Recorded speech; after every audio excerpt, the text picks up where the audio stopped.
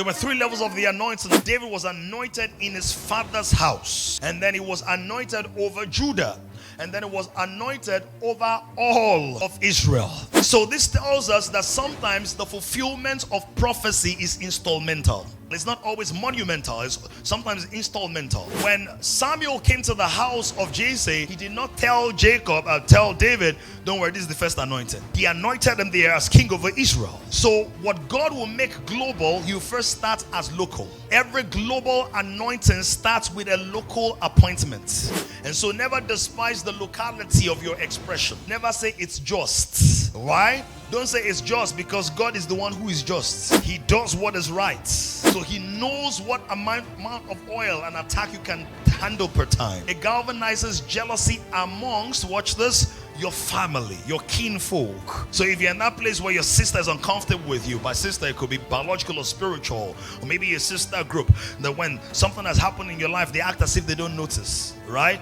Who's been there before? As if it's not a big deal. That is a manifestation of the anointing at the most basic level. And every reaction of those around you is also an assessment of your readiness for the next. So if people act funny around you and then you give it to them the way they give it to you, you stay in the same classroom, because you are mirroring their immaturity.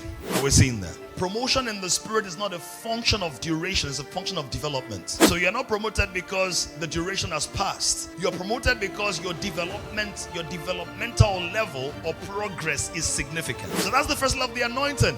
Brothers become uncomfortable, become envious, people around you that grew up with you now, because the oil of God sets you apart. That's why it's called the holy oil for the anointing. It creates certain consecrations. It will make a difference between how you do your own things, where you go, how you operate, how you don't talk, and all of that. The second level is anointing over Judah, and that anointing over Judah creates tension amongst your tribes, clans. So people who are not from your father's house but might be in the same industry, come on somebody, the same geographical environment, they just sense there is something about you. Some of them will come to support you, some of them will come to help you, but some of them will want to pull you down. Now this is industry-based beef, IBB.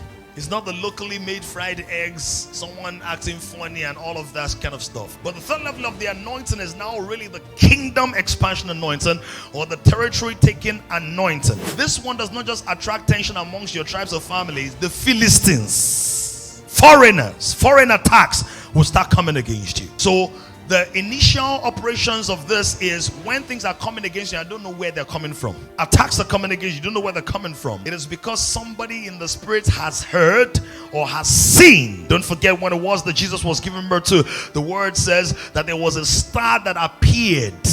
That was a territory taken anointing, because it's the anointing for kingship in manifestation on the earth. So a star appeared, and even those who were not of that order, they saw the star and then they journeyed. This is long range attack.